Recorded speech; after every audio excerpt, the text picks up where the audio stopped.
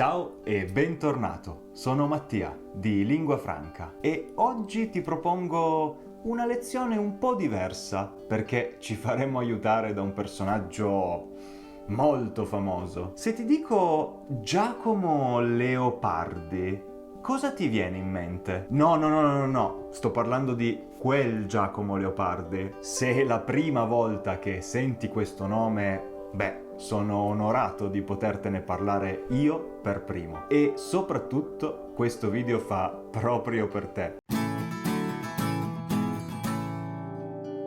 Oggi parleremo di aggettivi dimostrativi e per studiarli utilizzeremo la poesia più celebre di Giacomo Leopardi, considerato il più grande poeta dell'Ottocento italiano, ma per molti il più grande in assoluto. Giacomo Leopardi nasce a Recanati il 29 giugno del 1798. Figlio del conte Montaldo Leopardi e della marchesa Adelaide Antici. Ad 11 anni legge Omero e a 13 anni traduce l'Ars Poetica di Orazio. È stato un bambino prodigio soprattutto grazie alla enorme biblioteca che possedeva il padre e in cui Giacomo studiava giorno e notte. A 17 anni scrive il suo primo saggio. Studia filosofia e filologia, dedicandosi in particolare alla traduzione di poesia. La poesia che leggeremo oggi è stata composta a Recanati nel 1819. Si intitola L'Infinito e nonostante il titolo faccia pensare che il tema principale sia proprio l'infinito, la poesia descrive il paesaggio limitato e chiuso che vede il poeta. Leopardi, infatti, si trova sulla cima di un colle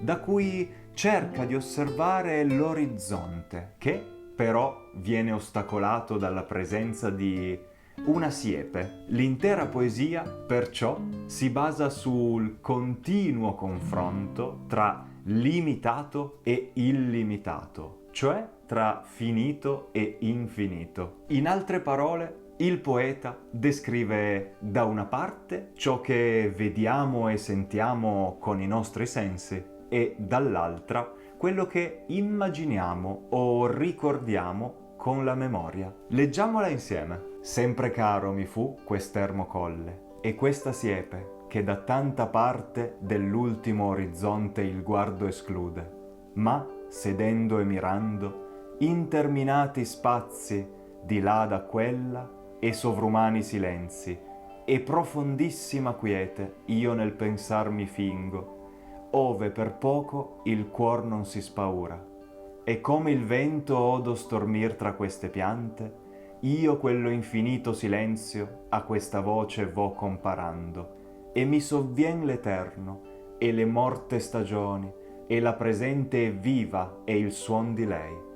Così, tra questa immensità, s'annega il pensier mio, e il naufragar m'è dolce in questo mare. E non è la mia specialità leggere le poesie, però bellissima, vero? Bene, adesso evidenziamo tutti gli aggettivi dimostrativi presenti nella poesia.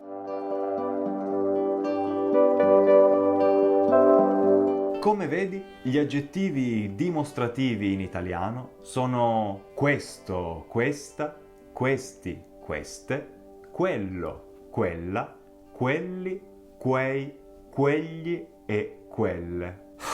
Gli aggettivi dimostrativi sono aggettivi che indicano la posizione di qualcuno o qualcosa da un punto di vista spaziale o temporale a partire da un determinato punto di vista. Sembra difficile, vero? Vediamo un esempio e ti sarà subito più chiaro. Questa penna è mia. Io, che sono il soggetto, mi sto riferendo a una cosa che è vicino a me a livello spaziale. Quest'estate andrò in America. Sempre io mi riferisco a qualcosa temporalmente vicino, cioè l'anno in cui sto vivendo ora, il 2022. In questi casi, quando devo parlare di qualcosa che è vicino nello spazio o nel tempo, uso questo, questa, questi o queste. Se invece mi riferisco a qualcosa lontano nello spazio o nel tempo,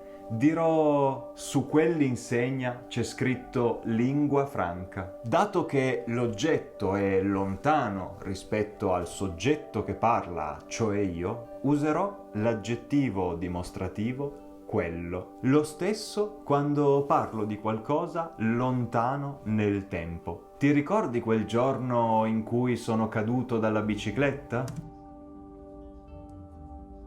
In questo caso sto parlando di un giorno lontano rispetto al presente, di cui ricordo un fatto che è accaduto. Nella poesia di Leopardi ci sono davvero tantissimi aggettivi dimostrativi. Quando il poeta parla di qualcosa vicino a lui, infatti usa quest'ermo colle. Sarebbe questo più ermo, ma diventa quest apostrofo perché la O davanti a un'altra vocale, cioè la E, cade lasciando solo l'apostrofo. Questa siepe, queste piante, questa voce, questa immensità, questo mare. Quando invece Leopardi vuole descrivere qualcosa che è lontano, perché non è davanti a lui, ma soltanto nella sua immaginazione, usa quello o quella. Ad esempio, quello infinito silenzio. In questo caso dovrebbe essere quell'infinito silenzio, ma